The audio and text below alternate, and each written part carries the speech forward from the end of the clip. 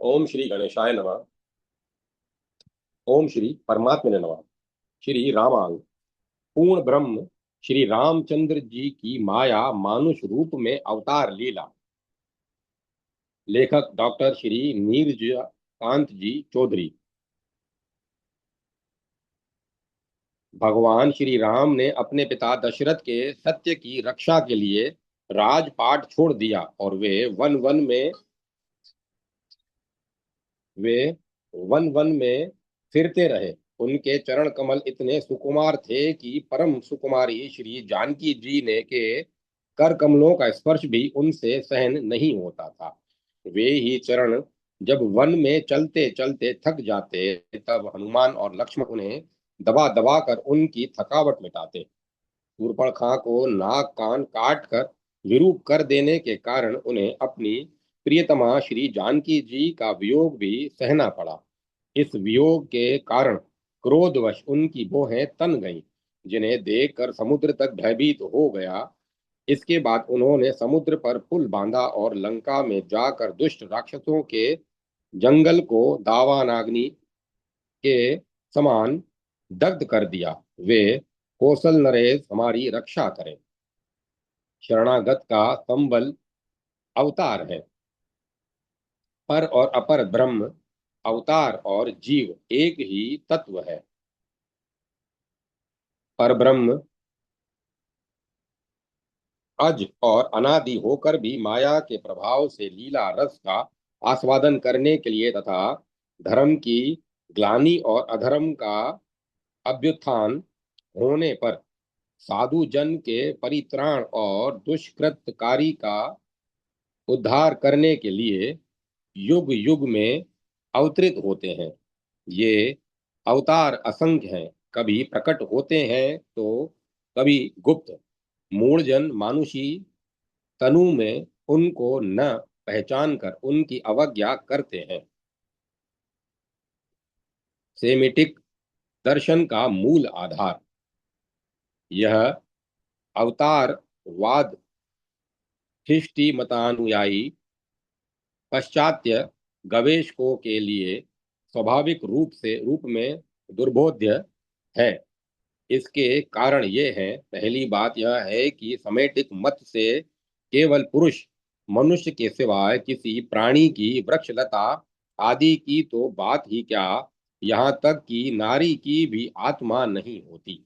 दूसरी बात यह है कि मनुष्य जन्म केवल एक ही बार होता है और इस जीवन के कर्मों के फल स्वरूप ईसाई और मुसलमान मत के अनुसार अक्षय स्वर्ग मिलता है या अनंत नरक की प्राप्ति होती है।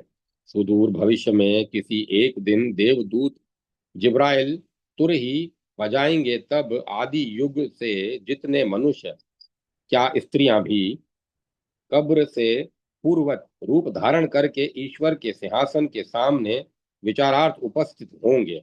पुण्यवान जन ईसाई मत से जो ईसाई नहीं है तथा मुस्लिम मत से जो लोग मुसलमान नहीं है, वे इस दल में न होंगे। दाहिनी और पापी लोग और बाईं और सारे हिंदू निस्संदेह इस दल में पड़ेंगे, परंतु उनका देह तो रहेगा नहीं। फिर उनका क्या होगा? खड़े होंगे। पुण्यवान लोग स्वर्ग में जाएंगे चिरकाल के लिए और पापियों के अदृष्ट में अनंत काल तक नरक या दोजक की आग में झुलसना आदि कष्ट अवश्याम भी है। इसीलिए देह को सावधानी पूर्वक कफन से लपेट कर कब्र में गाड़ने की प्रथा है। देखा जाता है कि पापी और पुण्यवान सबको एक निर्दिष्ट समय तक कब्र में देह के भीतर या पास रहना होगा। निस्संदेह यह महा कष्टप्रद है। वर्तमान समय में स्वर्ग नरक दोनों खाली है। जान पड़ता है कि दरवाजे बंद हैं। समेटिक दर्शन के अनुसार यहूदी, ईसाई या मुस्लिम किसी भी मत से स्वर्ग में देवी नहीं है। जुहावो, गॉड या अल्लाह अकेले स्वर्ग में एकेश्वर हैं। रोमन कैथोलिक लोग मैरी की भक्ति करते हैं, मंदिर में उपासना करते हैं, किंतु वह यीशु की कुमारी माता मात्र है। महामाया या जगत का कारण मूल प्रकृति नहीं।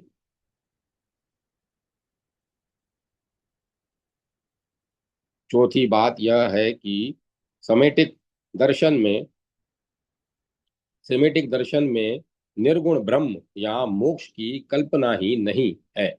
साधारण जीव शिव तो है ही नहीं, उसकी आत्मा भी नहीं है।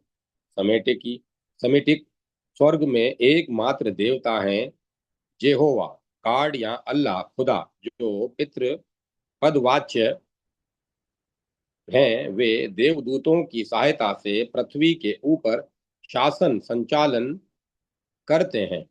ईसाइयों के मत से ख्रिस्ट उनके उनके पुत्र हैं। ईश्वर, पुत्र और पवित्र आत्मा, ये त्रिक देव शक्तियां हैं। सेमेटिक दर्शन में मनुष्य और दूसरे जीवों के पुनर्जन्म की धारणा जैसे नहीं है, वैसे ही उनका ईश्वर कभी अवतार ग्रहण नहीं करता। ईसाई मत से यीशु उनके पुत्र के रूप में मानव जाति का पाप ग्रहण करने के लिए अवतरित होते थे। मुसलमान हजरत मोहम्मद को एकमात्र पैगंबर के रूप में मानते हैं। उनके मत से उन्होंने पृथ्वी पर आकर प्राकृत धर्म की प्रतिष्ठा की थी। ईसाई मत से जगत की सृष्टि ईसा पूर्व 4004 साल में, अर्थात आज से केवल 6000 वर्ष पूर्व में हुई थी।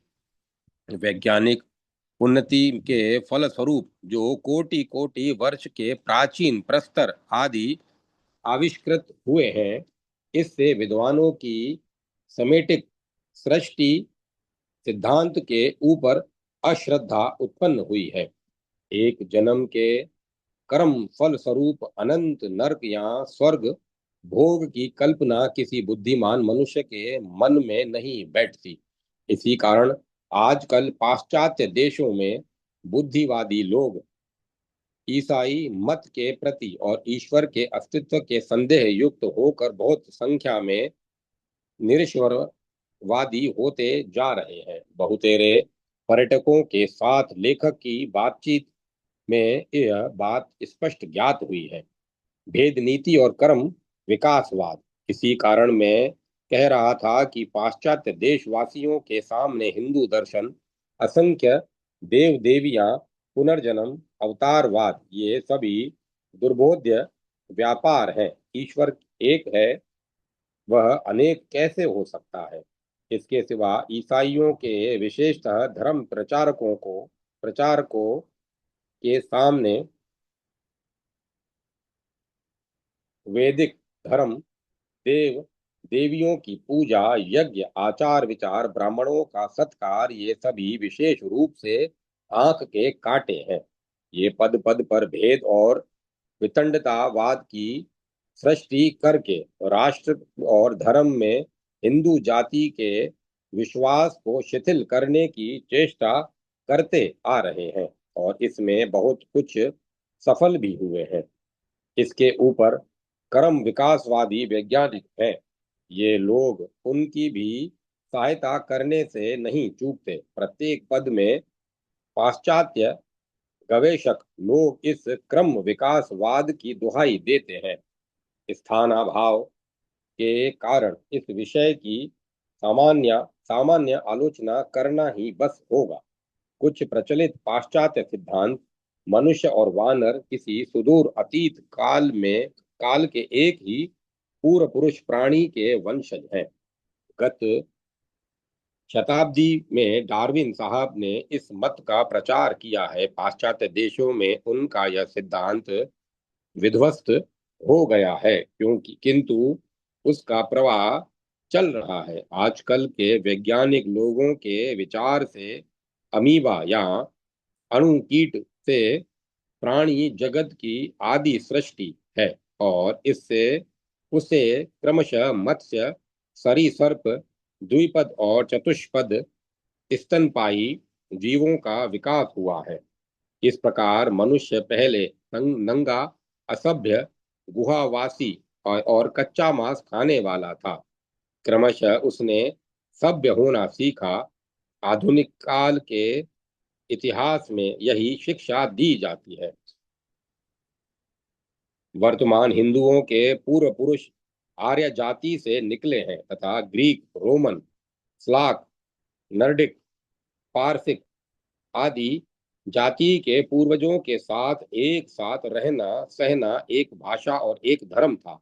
इस प्रकार के उपन्यास की रचना गत शताब्दी के मध्य में हुई है। यह सब विश्व के इतिहास की एक प्रधान आधारशिला समझी जाती है और इस देश में भी आर्य, द्रविड़, ब्राह्मण, शूद्र आदि नाना प्रकार की कल्पना करके भयानक स्थिति उपस्थिति की गई है। वेद मंत्र अनादि नहीं है, केवल 3000 या उससे कुछ वर्ष पूर्व के आर्य कवियों के काव्य मात्र हैं। ऋग्वेद आदि ग्रंथ हैं, दूसरे 3 वेद अर्वाचीन है। अथर्ववेद निम्न श्रेणी की कार्मणा विद्या है। ब्राह्मण ग्रंथ वेद नहीं है। उपनिषद एक पृथक रचना क्षत्रिय प्रणीत है। ब्राह्मण लोग यज्ञ संबंधी कर्मकांड के आडंबर में व्यस्त रहते थे। वे बहुदेव पूजक होने के कारण निर्गुण एकेश्वरवाद की कल्पना भी नहीं कर सकते थे। एक निर्गुण निराकार ब्रह्म की धारणा पहले नहीं थी, क्रमशः बाद में हुई है। रामायण, महाभारत मूलतः महर्षि वाल्मीकि और कृष्ण देवपायन द्वारा प्रणीत शास्त्र ग्रंथ नहीं है।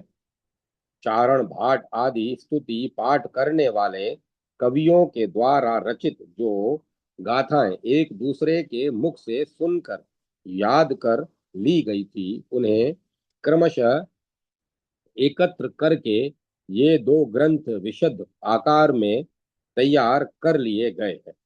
इसी प्रकार अष्टादश पुराण भी व्यास रचित नहीं है। ये ग्रंथ आधुनिक काल में गुप्त योग के बाद व्यास के नाम से लिखे गए हैं और 16वीं शताब्दी तक इनका क्रम विकास और परिवर्धन हुआ है। हिंदुओं ने बौद्धों से संन्यास और दर्शन की शिक्षा ली है। मूर्ति पूजा, मूर्ति कला और स्थापत्य कला की भी यही बात है। जन्म द्वारा जाति भेद पहले नहीं था, क्रमशः श्रम विभाग के आधार पर वर्ण और जाति भेद की सृष्टि हुई है। ब्राह्मण क्षत्रिय में बराबर झगड़ा विवाद चलता रहता था। इस देश के प्राचीन आदिवासियों को वेद में दस्यु नाम से अभिहित किया गया है। कर्म पूर्वक वे ही दास बने हैं। वर्तमान शूद्र वर्ण इनके ही वंशज हैं। अवतारवाद मिथ्या है। सनातन धर्म के स्तंभ स्वरूप दशनामी सन्यासी संप्रदाय के एक विशिष्ट मठ के आचार्य एवं सर्वजन साधु ने भी इसी प्रकार का प्रचार किया है। विदेशी शिक्षा का ऐसा ही सर्वनाशी प्रभाव है।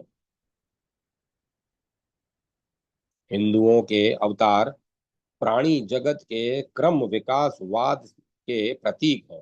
क्रम क्रम पूर्वक विकास के अनुसार पहले मत्स्य, पश्चात क्रमशः कुर्म, वराह, स्थल और जलचारी, नरसिंह, अर्धनर पशु, वामन, असभ्य, ह्रस्व काय आदि जैसी अफ्रीका में हैं। परशुराम निष्ठुर दुर्दांत प्रकृति के वन्य लोग, राम कृषि का विस्तार करने वाले, बलराम हलधर कृषि वेता आदि। शिव, दुर्गा एवं काली वैदिक देव देवियां नहीं है, वे ये असभ्य जातियों से आई हैं। राम कृष्ण आदि पहले खंड जातियों के नेता थे, क्रमशः जातीय नायक के रूप में परिगणित हुए, अंत देवत्व में उन्नति हुए हैं।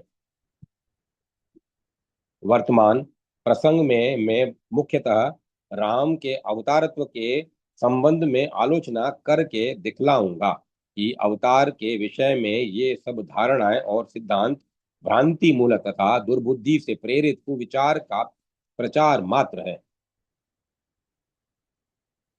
श्री राम के संबंध में पाश्चात्य लेखकों और गवेषकों ये अपनी इच्छा के अनुसार श्री रामचंद्र के संबंध में लिख डाला है। यहाँ संक्षेप में उसका कुछ निर्देशन किया जाएगा। वेबर के मत से रामायण दक्षिणात्य और सिंहल द्वीप स्थित आर्य सभ्यता के विस्तार की कहानी है।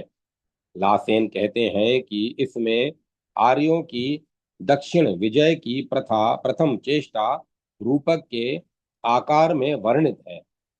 मैकडॉवेल इन सिद्धांतों को नहीं मानते, किंतु वे जैकबी के साथ सहमत हैं कि रामायण अंततः रूपक न होने पर भी वह वस्तुतः प्राचीन भारतीय उपाख्यानों में ऊपर प्रतिष्ठित है उपाख्यानों के ऊपर प्रतिष्ठित है। सीता शुरू से ही ऋग्वेद की खेती की हराई की देवी थी।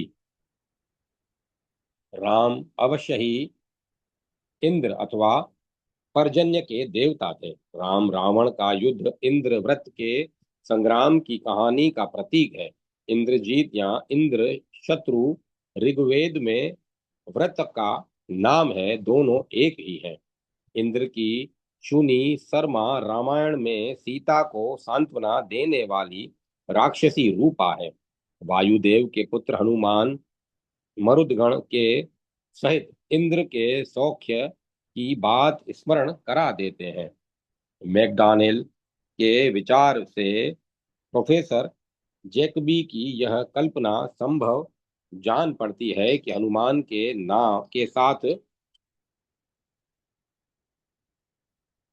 के साथ कृषि कार्य का कुछ संपर्क था और वे वर्षों से एक उपदेवता थे। मैकडॉनल्ड के मत से रामायण में शुरू में केवल 5 कांड अयोध्या कांड से लंका कांड थे। स्तुतिकार बंदी बंदी भाट लोगों ने पीछे सब जोड़ा।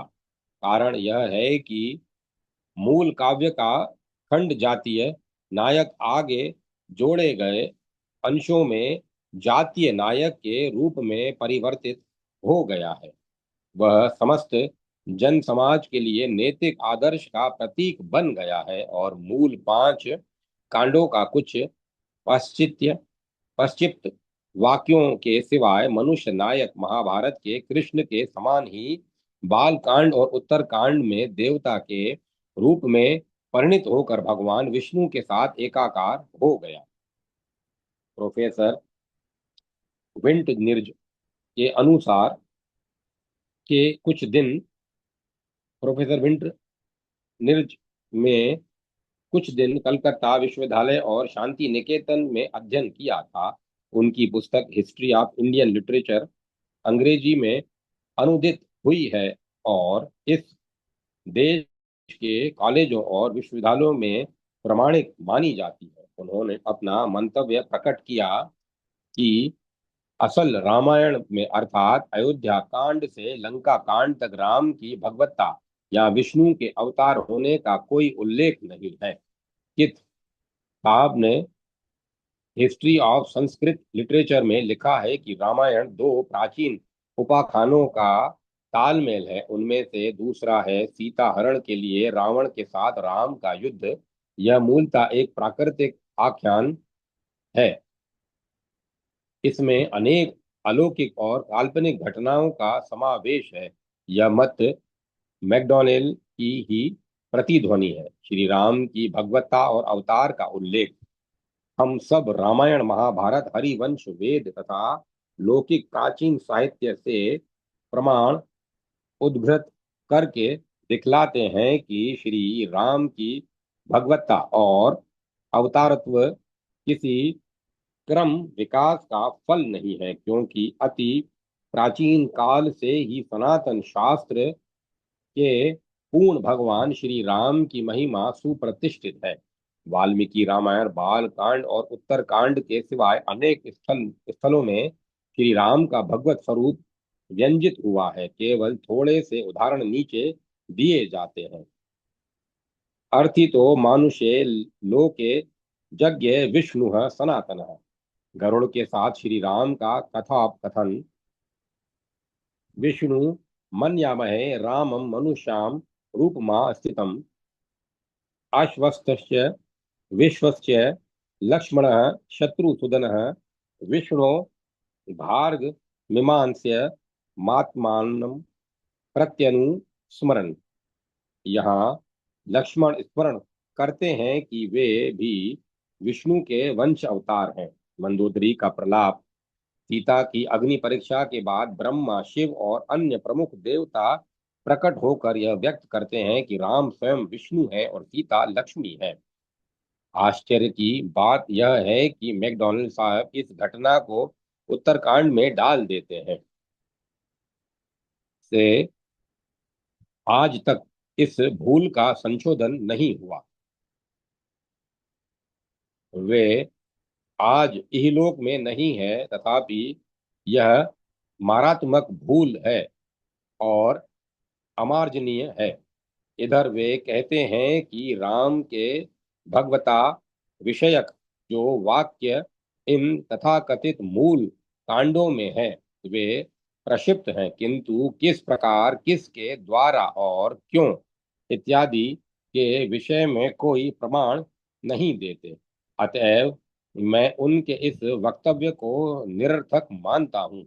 इसके सिवाय वंडनिर्ज कहते हैं कि 5 कांडों में कहीं भी श्री राम के अवतारत्व की सूचना नहीं है। हम ऊपर देख चुके हैं कि उनकी यह बात मिथ्या है। अतएव इन सब प्रसिद्ध गवेषकों के रामायण में निष्णात होने की बात ठीक नहीं चचती तथा उनके उल्टे सिद्धांत ग्राहक नहीं हो सकते। महाभारत हरिवंश राम विष्णु के अवतार हैं, यह महाभारत हरिवंश के इतिहास से भी स्वीकृत हुआ है और भी बहुत से अवतरण दिए जा सकते हैं। बाहुल्य के भय से रुकना पड़ता है। वेद संहिता राम सीता के साथ वन में गए थे। लंपट रावण राम के परोक्ष में सीता को हरण करने आया था। रावण के विध्वंस हो जाने पर सीता की अग्नि परीक्षा के समय द्युतिमान अग्निदेव सीता को गोद में लेकर राम के सामने आए थे। श्री मनिल कंठसूरी प्रसिद्ध भाष्यकार और वेदज्ञ महान पंडित थे। उन्होंने मंत्र रामायण ग्रंथ में प्राय 150 मंत्रों के साथ इस मंत्र का उल्लेख किया है। उनमें उनके मत से इन सब मंत्रों में रामायणी कथा विद्यमान है। उपनिषद राम तापनीय राम रहस्य मुक्तिक कलि संतराणीदि उपनिषदों में राम के अवतारत्व की कथा उपलब्ध होती है।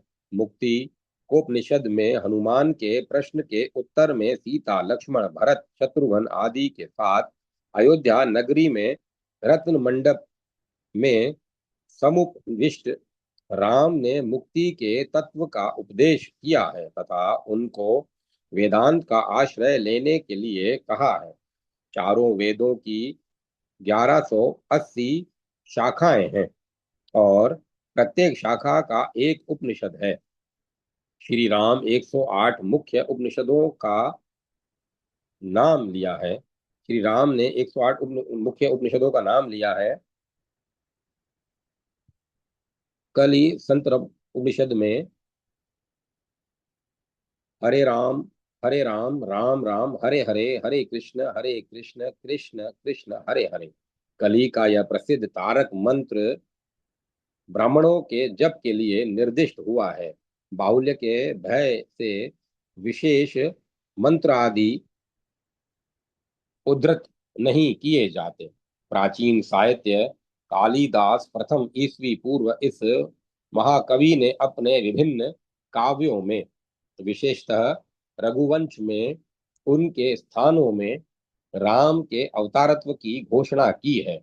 कौटिल्य चाणक्य ईसा पूर्व चतुर्थ शताब्दी इनके अर्थशास्त्र में मना द्रवण परदारन प्रच्छन में रावण वध का उल्लेख है। भास ईसा पूर्व 5वीं शताब्दी। महाकवि भास का काल मौर्य युग के पूर्व है, क्योंकि कौटिल्य के अर्थशास्त्र में उनके प्रतिज्ञा योगांतरायण योगांतरायण योगांतरायण नाटक से नवम शर्वामम इत्यादि श्लोक उद्धृत हुए हैं, तथा उनके यज्ञफल प्रतिमा और अभिषेक नाटकों का विषय वस्तु रामायण है। इन सब तथा अन्यान्य नाटकों में भी कहीं कहीं भास ने अपनी ओजस्विनी भाषा में श्री रामचंद्र का भगवान विष्णु के अवतार के रूप में कथन किया है। अभी में सीता के साथ राम के माया मानुष वेश में अवतार का स्पष्ट उल्लेख है। उनके स्थलों में वराह, वामन और नरसिंह अवतारों की बात भी है। राम को नारायण, वराह, वामन तथा कृष्ण के साथ अभिन्न कहा गया है। शंकराचार्य 7वीं शताब्दी विष्णु सहस्त्र नाम भाष्य में भगवत पाद ने राम, श्रम, सुमुख, कपींद्र, जीतामित्र, भूष्य, शूरसेन, धनुर्धर, धनुर्वेद तथा शमीणाम वर विष्णु के इन नामों की राम के वाचक कहकर व्याख्या की है। इसके सिवाय सीता राम के भगवत विषयक उनकी बहुत सी स्तुतियां हैं। इनके उनके मत से राम, कृष्ण, नारायण अभिन्न है। हमने देख लिया कि क्या शास्त्र में, क्या प्राचीन साहित्य में कहीं भी राम के अवतारत्व में क्रम विकास का कोई चिन्ह परिलक्षित नहीं होता। जय विजय उदार लीला महानाटक में नारायण के अवतार व्यू, भगवान की अवतार लीला श्रीमद् भागवत में विस्तृत रूप से वर्णित है। उसका तत्व दुखगाह है। स्वयं लोक पितामह ब्रह्मा ने इस विषय में देव ऋषि नारद को कुछ उपदेश दिया है। भगवत स्कंध भक्ताधीन भगवान भक्त के उद्धार के लिए युग युग में किस प्रकार बारंबार नाना रूपों में नाना लीलाएं करते हैं। कभी कभी कमलालया लक्ष्मी भी उनकी लीला की सहकारिणी बनती है। इसका विचार करने पर स्तंभित होना पड़ता है। अनेक युग पूर्व की कथा है। पांड्य देश के राजा परम विष्णु भक्त इंद्रधुमन अगस्त के शाप से महान गज के रूप में जन्म लेते हैं। एक ग्रह के द्वारा आक्रांत होने पर वे आर्त होकर उद्धार के लिए पूर्व जन्म स्मृत भगवत स्तुति करते हैं। तब विष्णु तत्काल गरुड़ की पीठ पर वहां पहुंचकर ग्रह को मारकर गजराज की रक्षा करते हैं, और वे भगवान के कर स्पर्श से अज्ञान से मुक्त होकर पित्त वसन और चतुर्भुज रूप धारण कर नारायण के एक पार्षद बन जाते हैं। वे भी विष्णु का एक लीला अवतार है। भागवत स्कंद यह दृश्य विश्व महानाटक की प्रस्तावना रूप में है। ये चतुर्भुज पार्षद जय हैं। ये विजय के साथ वैकुंठ के द्वारपाल बनते हैं। एक बार पंचवर्षीय बालक के रूप में स्थित सनकादि मुनि को उनके वैकुंठ में प्रवेश करते समय बाधा देने के कारण वे अभिशप्त होकर वैकुंठ से च्युत हो गए। इसके बाद उनके प्रिय भक्त जय विजय को ब्रह्म शाप से मुक्त करने के लिए भगवान बारंबार अवतार ग्रहण करते हैं। प्रथम अंक वराह लीला में पृथ्वी उतालन और हिरण्याक्ष विजय वध नरसिंह रूप में हिरण्याकशिपु जय का संहार, भक्त प्रहलाद की रक्षा, वामन रूप में हिरण्याकशिपु के प्रपौत्र प्रहलाद के पौत्र बलि के पास जाकर तथा भूमि ग्रहण के छल से त्रिपाद विक्षेप द्वारा बलि को स्वर्ग से उतार कर उन्हें सूतल लोक का राज तथा भावी इंद्र का पद दान करके स्वयं उनके द्वारपाल के रूप में अवस्थान करना। द्वितीय अंक, भगवान का राम और उनके तीन भाइयों के रूप में अयोध्या में आविर्भाव। राक्षस राज रावण जय ने सीता लक्ष्मी को हरकर लंकापुरी में रखा, मातेव परिरक्षिता इसका, और कुंभकर्ण विजय का सवंश वध करके भक्त विभीषण को राक्षस राज प्रदान किया। राम की आदर्श प्रजा पालन लीला। उसके इसके आगे अंतिम अंक में जय शिशुपाल और विजय दंत वक्त्र बनते हैं। श्री भगवान श्री कृष्ण रूप में उनका उद्धार करने के लिए अवतीर्ण होते हैं। संकर्षण रूप बलराम लक्ष्मण ज्येष्ठ भ्राता के रूप में बाल्यकाल से ही उनके साथ ही होते हैं। लक्ष्मी और भूदेवी, रुक्मणी और सत्यभामा तथा दूसरे अनेक रूपों में उनकी लीला संगनी बनती है। मत्स्य, कूर्म, वराह, नरसिंह और वामन अवतार उधर्व लोक के विराट रूप हैं। मनुष्य पक्ष में इन सब लीलाओं की धारणा करना भी असंभव है। परशुराम, राम, लक्ष्मण, भरत, शत्रुघ्न, कृष्ण, बलराम ये सभी माया मानुष वेश में नरलोक में लीला करते हैं। हम श्री भगवान को अपने ही बीच एक मनुष्य के रूप में अपने ही समान सुख दुख भोगते देखते हैं। राम पूर्ण ब्रह्म मर्यादा पुरुषोत्तम है, परंतु जान पड़ता है मानो वे आत्मविस्मृत हैं।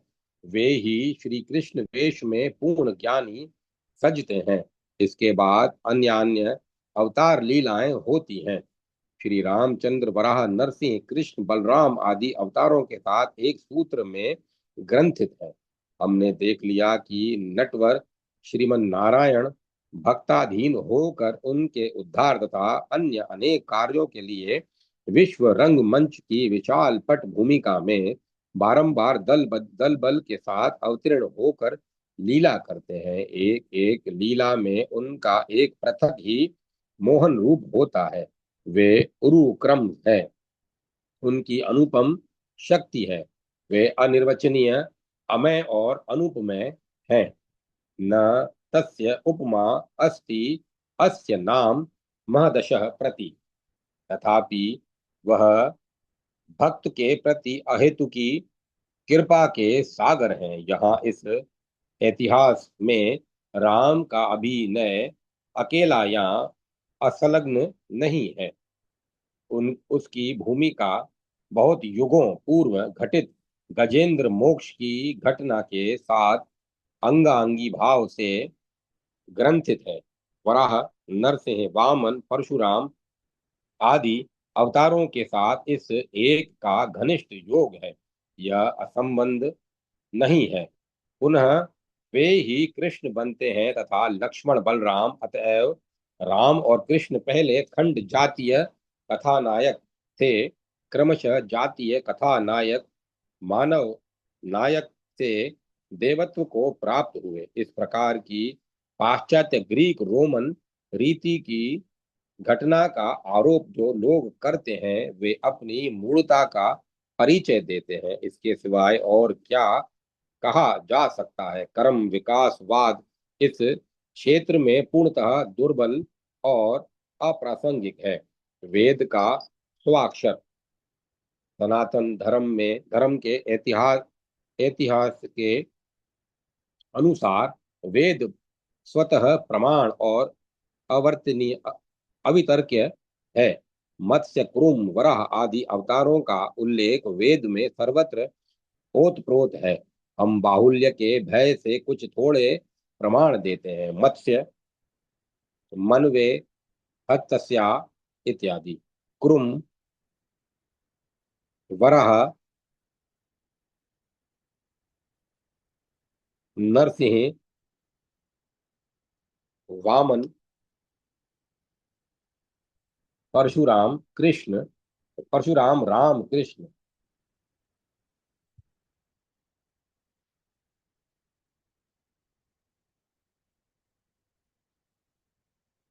श्रीमन नीलकंठ सूरी ने कृष्ण विषयक बहुत से वेद मंत्रों को उद्धृत किया है। पुरातत्व विषयक प्रमाण। गजेंद्र मोक्ष की कहानी केवल श्रीमद् भागवत और वामन पुराण में उपलब्ध होती है।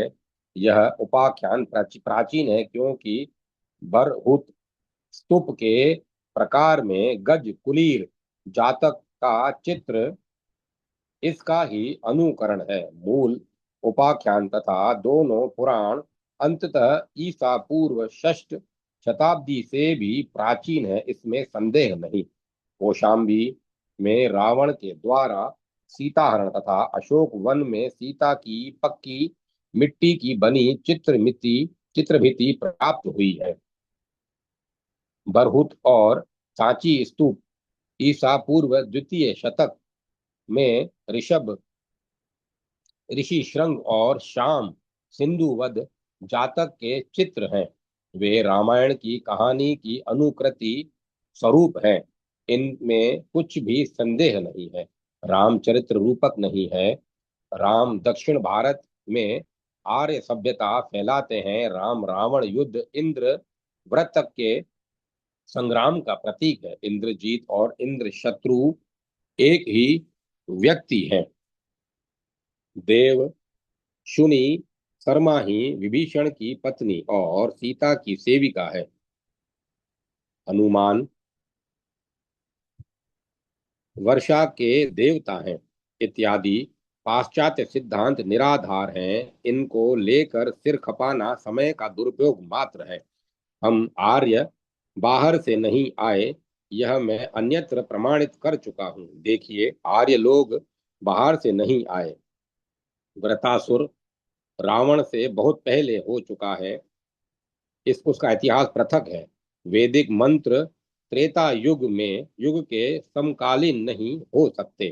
पाश्चात्य लेखक वेद में साधारण प्रवेश करके ही जिस प्रकार विभ्रजंभण करने लगते हैं, वे वह हास्यास्पद है। सीता देवी सिरध्वज जनक के यज्ञ कर्षण के समय भूमि से उद्धृत हुई थी, इसी कारण उसका उनका नाम सीता हुआ।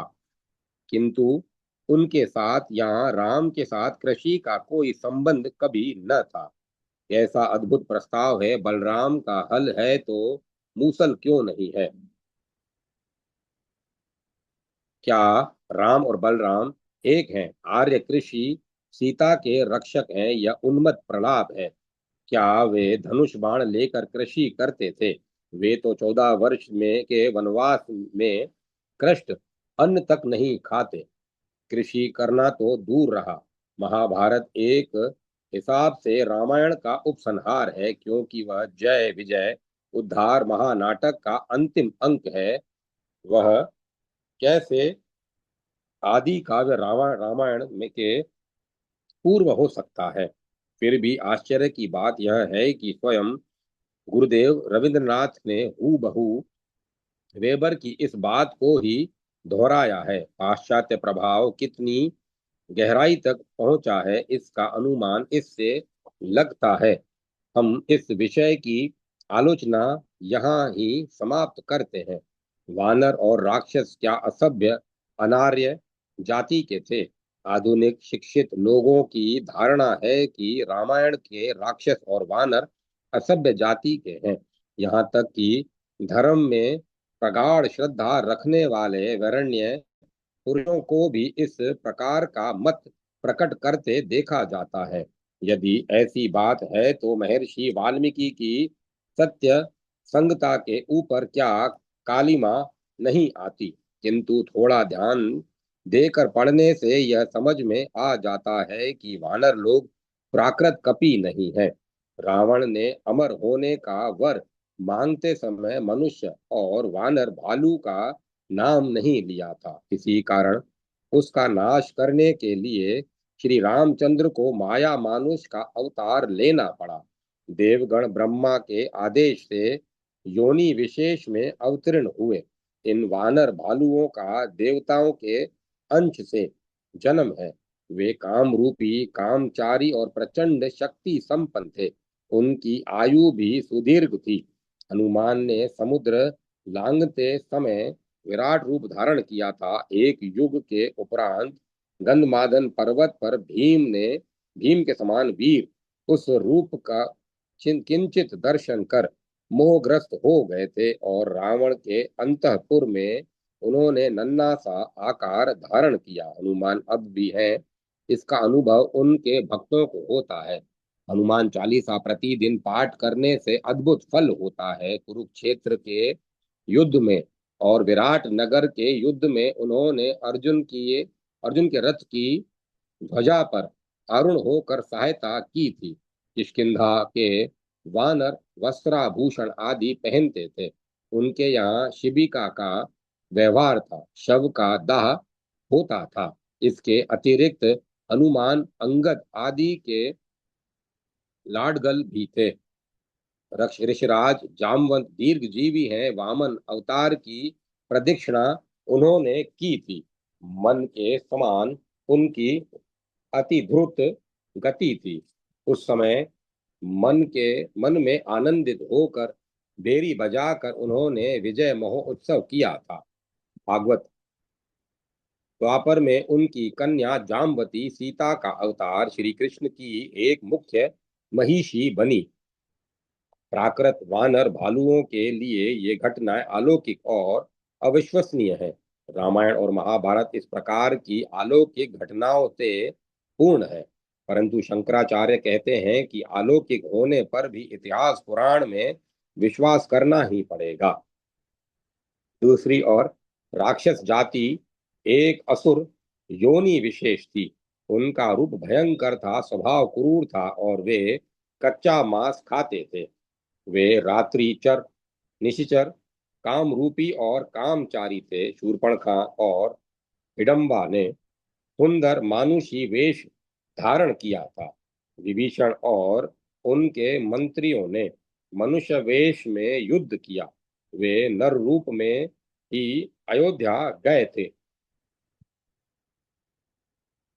शर्मा पक्षी रूप धारण करके सीता को संवाद लाकर सुनाती थी। राक्षस लोग दीर्घायु थे। रावण ने मानधाता और अनर्णय के साथ युद्ध किया और अंत में राम के हाथों से मारा गया। द्वापर युग तक राक्षसों के अस्तित्व का प्रमाण मिलता है। भीम ने कुछ राक्षसों को मारा था। उनकी राक्षसी पत्नी हिडम्बा गर्भ धारण करके घटोत्कच को उत्पन्न करती है। घटोत्कच जन्म लेते ही पूर्ण वयस्क हो उठा था। वह पांडवों को कंधे पर रखकर आकाश गमन किया करता था। अतः राक्षस असभ्य अथवा काफिर भी नहीं है। राक्षस राज विभीषण आज भी राक्षस राज्य का शासन कर रहे हैं। कहा जाता है कि 14वीं शताब्दी के प्रसिद्ध निबंध चतुर्वर्ग चिंतामणि के रचयिता देवगिरी राज्य के मंत्री हेमाद्रि ने विभीषण के प्रसाद से ज्वार शस्य की महाराष्ट्र में सर्वप्रथम खेती की थी। राक्षसों में वर्णाश्रम की प्रथा थी।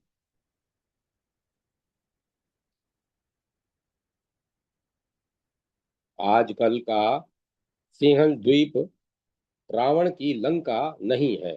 उपसंहार संस्कृत भाषा और साहित्य में, विशेषतः शास्त्रों और दर्शनों में पाश्चात्य गवेशकों का ज्ञान गंभीर नहीं है। इनके अतिरिक्त भ्रांत समेटित दर्शन तथा ग्रीक और रोम के इतिहास के प्रभाव से उनकी बुद्धि मलिन हो गई है।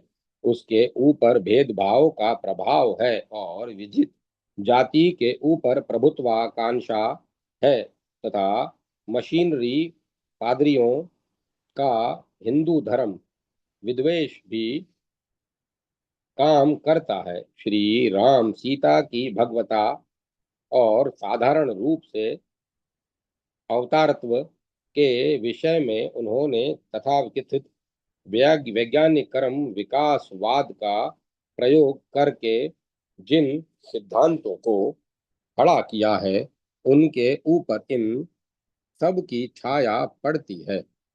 उनके ये सारे सिद्धांत मिथ्या, निर्मूल तथा अकिंचित कर है।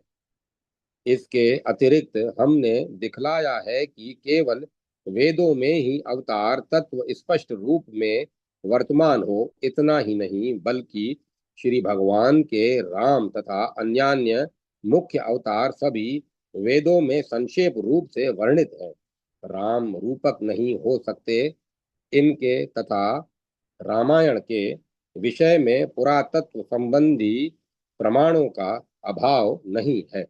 वानर और राक्षस असभ्य जाति के मनुष्य हैं, यह धारणा भी भ्रम मूलक है। देवता लोग रावण के पदार्थ, वानर और भालुओं के वंश में जन्म लेकर राम की सहायता करते हैं। राक्षस एक विशिष्ट असुर जाति है।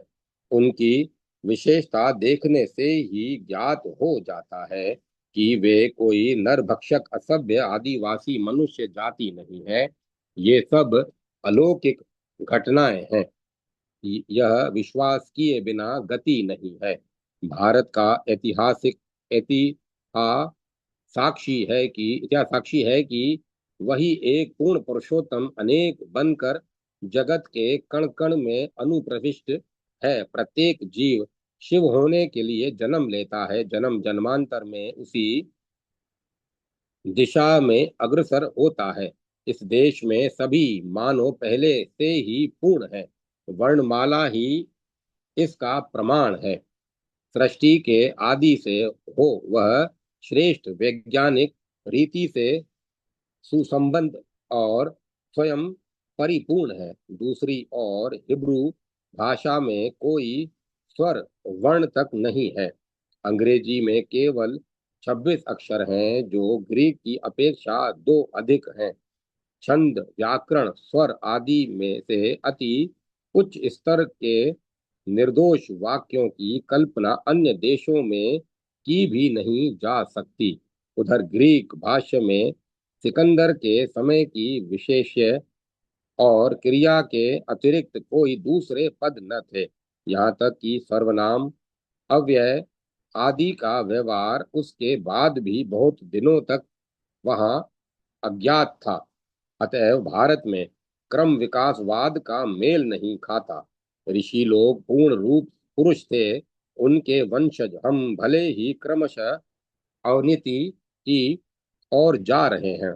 मर्यादा पुरुषोत्तम राम और जगन माता सीता जय विजय उदार रूप एक महा विश्व नाटक के महानायक और महानायिका की भूमिका में अवतीर्ण है। उन्होंने सदा के लिए अत्युच्च अत्युच्च अत्युच्च आदर्श स्थापित किया है। वे पितृभक्ति, गुरु भक्ति, माँ भातृ स्नेह, मित्र स्नेह, पातिव्रत, प्रजानुराग तथा भव सागर से उद्धार की तरी राम नाम को जगत के जीवों के उदारार्थ दे गए। हम गोस्वामी जी की स्तुति के द्वारा श्री राम के चरण कमल में भक्ति पूर्वक वंदना करते हैं। जय माता सरस्वती, जय माता सरस्वती। ओम नमः शिवाय, ओम नमो नारायण, ओम नमो भगवते वासुदेवाय, ओम ऐं ह्रीं क्लीं चामुंडाय विच्चे। अब कथा को विराम दिया जाता है। ओम तत्सत, ओम तत्सत, ओम तत्सत।